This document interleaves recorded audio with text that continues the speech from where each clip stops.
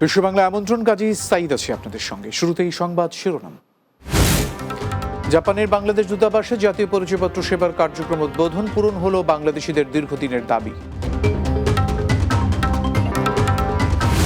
Family ও tourist visa নিয়ম নীতি সহজ করেছে কুয়েত, পর্যটক ও বিনিয়োগ বান্ধব পরিবেশ তৈরি করতে চায় দেশটির সরকার। এবং ইউরোপীয় ইউনিয়নের দেশগুলোতে আশ্রয় আবেদনের সংখ্যা কমেছে, তালিকায় অন্যতম শীর্ষে বাংলাদেশ।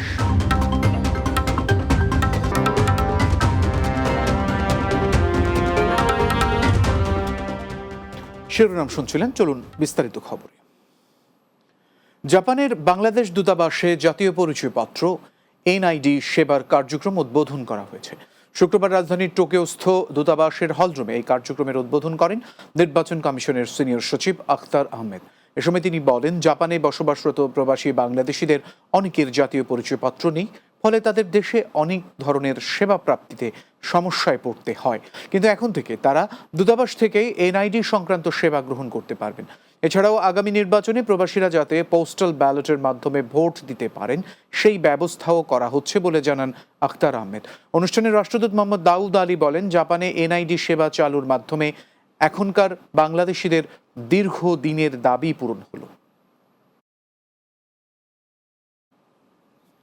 মধ্যপ্রাচ্যের অন্যতম ধনী দেশ কুয়েত, দেশটির অবকাঠামো এবং উন্নয়নমূলক কর্মকাণ্ডে গুরুত্বপূর্ণ ভূমিকা রাখছে বিভিন্ন দেশের প্রবাসীরা। দীর্ঘদিন ধরে এই দেশটিতে ফ্যামিলি এবং ট্যুরিস্ট ভিসা প্রক্রিয়া কঠোর নীতি অনুসরণ করলেও বর্তমানে ফ্যামিলি এবং ট্যুরিস্ট ভিসা নিয়ম নীতি সহজ করেছে দেশটি। এই সিদ্ধান্তের মাধ্যমে কুয়েত সরকার একদিকে যেমন দেশটিকে আরও পর্যটক ও বিনিয়োগ বান্ধব হিসেবে গড়ে তুলতে চায়, অন্যদিকে প্রবাসীদের জন্যও খুলে দিচ্ছে স্বস্তির এক নতুন দুয়ার। এর ফলে দেশটিতে থাকা প্রবাসীরা চাইলে পরিবারের সদস্যদের খুব সহজে ফ্যামিলি অথবা ট্যুরিস্ট ভিসা দিয়ে নিয়ে আসতে পারেন। জানা গেছে, ট্যুরিস্ট ভিসায় ও ফ্যামিলি ভিসায় এসে কাজের ভিসায় পরিবর্তন বা কাজ করার সুযোগ নেই এই ভিসায়। সৌদি, কাতার, আরব আমিরাত সহ জিসিসিভুক্ত 6 দেশে থাকা বিভিন্ন পেশার বৈধ ভিসাধারী প্রবাসীরা জন্যও চালু করেছে ট্যুরিস্ট ভিসা। অনলাইনের মাধ্যমে প্রয়োজনীয় তথ্য দিয়ে যাচাই বাছাই প্রক্রিয়া শেষে 3 কুয়েতি দিনার ফি দিয়ে পাচ্ছেন 1 মাসের ট্যুরিস্ট ভিসা। এতে মধ্যপ্রাচ্যের বিভিন্ন দেশে থাকা প্রবাসীরা ব্যবসায়িক কাজ ছাড়া অনেক পরিবার, বন্ধু বান্ধব, আত্মীয় স্বজনদের সঙ্গে দেখা সাক্ষাতের সুযোগ সৃষ্টি হয়েছে। ইউরোপীয় ইউনিয়নের দেশগুলোতে প্রথমবার আশ্রয়ের জন্য আবেদন করা মানুষের সংখ্যা কমেছে, তবে আবেদনকারীদের তালিকায় শীর্ষ কয়েকটি দেশের মধ্যে রয়েছে বাংলাদেশ। অন্যদিকে অভিবাসন হ্রাসে স্বস্তিতে রয়েছে ইউরোপের অর্থনীতির অন্যতম প্রধান শক্তি জার্মানি। বিশেষজ্ঞ বলছেন, সাম্প্রতিক মাসগুলোতে আশ্রয় আবেদন কমে আসার বিষয়টি নিঃসন্দেহে ভালো দিক। মাহমুদ রুবেলের প্রতিবেদনে বিস্তারিত। ইউরোপীয় ইউনিয়নের সর্বশেষ পরিসংখ্যানে দেখা গেছে 2025 সালের মে মাসে ইইউভুক্ত দেশগুলোতে প্রথমবার আশ্রয়ের আবেদন করেছেন মোট 54,800 জন, যা 2024 সালের একই সময়ের তুলনায় প্রায় 30% কম। তবে আগের 3 মাসের তুলনায় মে মাসে আবেদন কিছুটা বেড়েছে। এপ্রিলে এই সংখ্যা ছিল 48,935, মে মাসে যা বেড়ে দাঁড়ায় 12% বেশি। আবেদনকারী দেশের তালিকায় শীর্ষে রয়েছে ভেনেজুয়েলা, দ্বিতীয় স্থানে আফগানিস্তান এবং তৃতীয় স্থানে রয়েছে বাংলাদেশ। মে মাসে বাংলাদেশ থেকে আবেদন করেছে মোট 3,095 জন। এছাড়া সিরিয়া রয়েছে চতুর্থ স্থানে। অন্যদিকে দ্বিতীয় পর্যায়ের ফলো আপ আবেদন বেড়েছে 20%। মে মাসে ইইউ দেশগুলোতে এমন আবেদন জমা পড়ে 7,585টি। জার্মানির পরিসংখ্যান বলছে 2025 সালের প্রথম 6 মাসে দেশটিতে প্রথমবারের মতো আশ্রয়ের আবেদন জমা পড়েছে 61,336টি, যা গত বছরের তুলনায় প্রায় অর্ধেক কম। এতে স্বস্তিতে রয়েছে জার্মানির শহর ও স্থানীয় প্রশাসন। শহর কর্তৃপক্ষ বলছে, চাপ কিছুটা কমলেও আগের বছর যারা এসেছেন তাদের জন্য সুযোগ সুবিধা দিতে এখনও হিমশিম খেতে হচ্ছে। ইইউ এর কড়াকড়ি এবং কঠোর অভিবাসন নীতির কারণে ভবিষ্যতেও এই প্রবণতা অব্যাহত থাকতে পারে বলে মনে করছেন বিশেষজ্ঞরা। Mahmud Rubel, Bangla TV, news desk. বিশ্ব বাংলায় বিরতি নিচ্ছে, এরপর আরো যা থাকবে। লন্ডনে অনুষ্ঠিত হলো village cup football tournament, champion Kanishail গ্রাম ফুটবল টিম।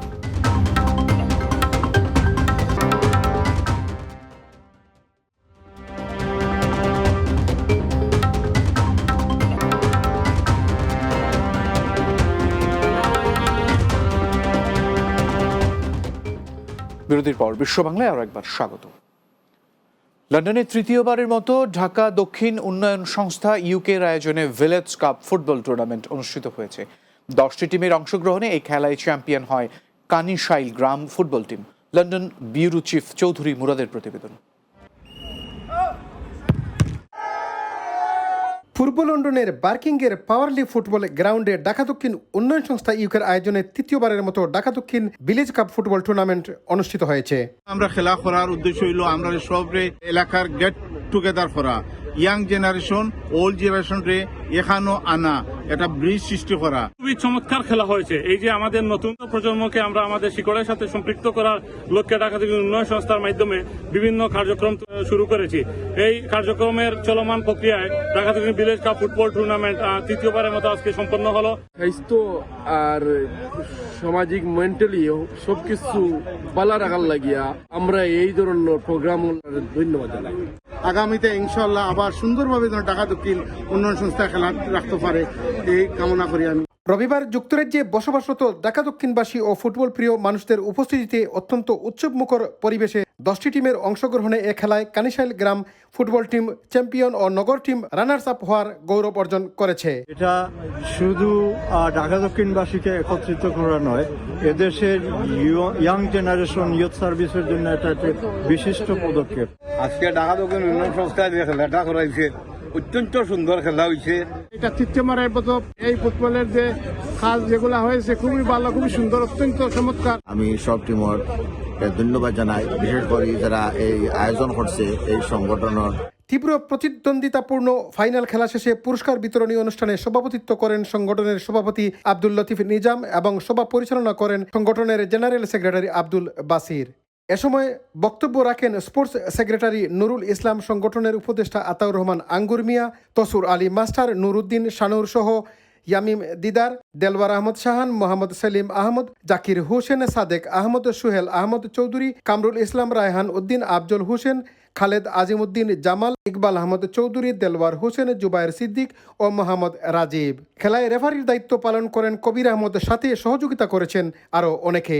দেশীয় শেকড়ের সাথে নতুন প্রজন্মকে সম্পৃক্ত করতে যারা এ টুর্নামেন্টের সফলতায় সহযোগিতা করেছেন তাদের প্রতি সংস্থার পক্ষ থেকে কৃতজ্ঞতা প্রকাশ করা হয়। Chowdhury Murad, Bangla TV news, London. কাতারে সফররত বাংলাদেশ জাতীয়তাবাদী যুব দল কেন্দ্রীয় নির্বাহী কমিটির সভাপতি আব্দুল মোনায়েম মুন্নাকে ফুলেল শুভেচ্ছা ও অভ্যর্থনা জানিয়েছেন প্রবাসী যুব দল কর্মীরা। কাতার প্রতিনিধি আকবর হোসেন বাচ্চু জানিয়েছেন, লন্ডন থেকে দোহা হামাদ আন্তর্জাতিক বিমানবন্দরে এসে পৌঁছলে তাকে এই সংবর্ধনা দেওয়া হয়। কেন্দ্রীয় যুব দলের সাবেক সহ আন্তর্জাতিক বিষয়ক সম্পাদক আর মামুন খানের নেতৃত্বে শুভেচ্ছা জানান স্থানীয় যুব দল সমর্থক সহ বিপুল সংখ্যক দলীয় নেতাকর্মীরা। অবরুদ্ধ গাজায় ইসরায়েলের অব্যাহত হামলা, মানবিক সাহায্য বন্ধ, দুর্ভিক্ষে শিশুদের মৃত্যুর প্রতিবাদে ইতালিতে বিক্ষোভ সমাবেশ হয়েছে। ভেনিস প্রতিনিধি সুহানুর রহমান উজ্জ্বল জানিয়েছেন, রোববার ভেনিসের স্ত্রাদা নুভাও যুদ্ধ ও বর্ণবাদ বিরোধী আন্দোলনের ব্যানারে এই সমাবেশ অনুষ্ঠিত হয়। এতে মানবাধিকার সংগঠন, প্রবাসী কমিউনিটি এবং শান্তিকামী স্থানীয় নাগরিকরা অংশ নেন। এ সময় বক্তারা বলেন, আধুনিক সভ্যতার এই সময়ে শিশুরা খাবারের অভাবে মারা যাচ্ছে, অথচ বিশ্ব নীরব দর্শকের ভূমিকা পালন করছে। ইউরোপের সরকারগুলিও ইসরায়েলের উপরে কোনো কার্যকর চাপ সৃষ্টি করছে না এবং মূল ধারার সংবাদ মাধ্যমও নীরব রয়েছে। সমাবেশ থেকে ইসরায়েলি সব পণ্য যুদ্ধ অর্থায়নে জড়িত প্রতিষ্ঠানের বিরুদ্ধে বয়কটের ডাক দেওয়া হয়। এ সময় boycott.io নামের একটি অ্যাপের লিফলেট বিতরণ করা হয়, যেখানে ইসরায়েলি পণ্যের তথ্য পাওয়া যাবে। বিশ্ব বাংলা শেষ করব, তার আগে এক নজরে সবগুলো শিরোনাম জানাবো। জাপানের বাংলাদেশ দূতাবাসে জাতীয় পরিচয়পত্র সেবার কার্যক্রম উদ্বোধন, পূরণ হলো বাংলাদেশিদের দীর্ঘদিনের দাবি। ফ্যামিলি ও ট্যুরিস্ট ভিসা নিয়ম নীতি সহজ করেছে কুয়েত, পর্যটক ও বিনিয়োগ বান্ধব পরিবেশ তৈরি করতে চায় দেশটির সরকার। ইউরোপীয় ইউনিয়নের দেশগুলোতে আশ্রয় আবেদনের সংখ্যা কমেছে, তালিকায় অন্যতম শীর্ষে বাংলাদেশ। এবং লন্ডনে অনুষ্ঠিত হলো village cup football tournament, champion Kanishail গ্রাম ফুটবল টিম।